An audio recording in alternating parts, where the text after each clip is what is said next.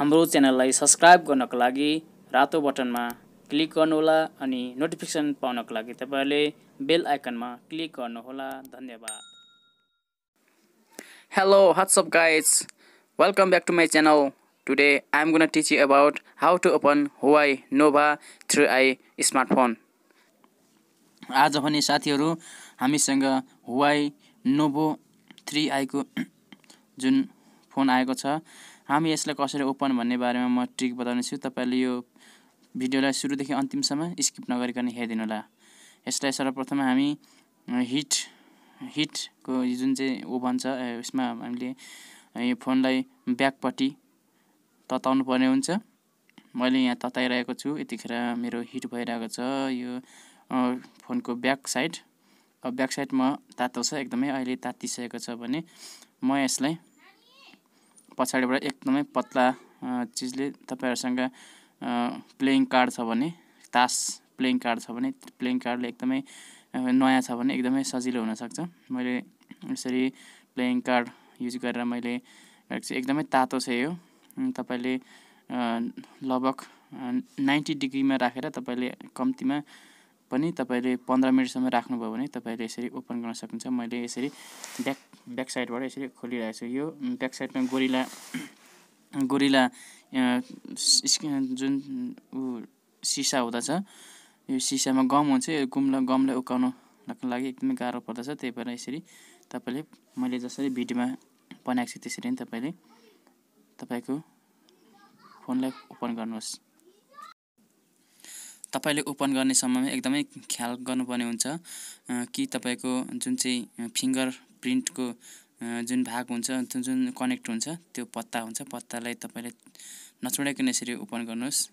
यदि तपाईको फिंगर प्रिन्टको ठाउँमा तपाईले तासलाई लानुभयो भने तपाईको फिंगर प्रिन्टको कनेक्सन चुटिन सक्छ।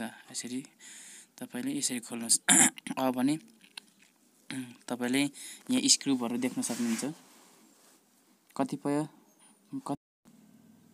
नयाँ टेक्निशियनहरुले चाहिँ पछाडीबाट ओपन गर्न स्क्रु ठाउँहरू खोज्दछ, तर प्राय जसो अहिलेको नयाँ फोनहरुमा स्क्रु एकदमै भित्र रहेको हुन्छ। कुनैको स्क्रु हुँदैन, कुनैको अगाडिबाट खोल्नु पर्ने हुन्छ। तर यसको चाहिँ पछाडी जुन चाहिँ गोरिला ग्लासले ओपन गर्नुपर्ने हुन्छ। मैले यहाँ देखाइरहेको छु। मैले अब यहाँ स्क्रुहरू ओपन गरिरहेको छु। साथीहरु जसरी मैले ओपन गरिरहेको छु त्यसरी नै हेर्दैकन तपाईले गर्नुभयो भने तपाईको समस्या नहुने हुन्छ। कुनै बेला तपाईले नजानेको खण्डमा तपाईलाई थाहा नभएको खण्डमा कनेक्सनहरू च्यातिन टुट्न सम्भावना हुन्छ। कति एउटा सानो गल्तीले गर्दा कति ठुलो समस्याहरू आउन सक्छ। त्यही भएर तपाईले सावधानीपूर्वक हेर्नु होला यहाँ के गरिरहेको छु मैले। यही तरिकाले यसरी खोल्न सक्नुहुन्छ तपाईले। अब भने म तपाईलाई अगाडिको स्क्रिन पनि खोल्नु पर्छ भने तपाईलाई म देखाउने छु। अब म तपाईलाई यहाँ देखाउँछु।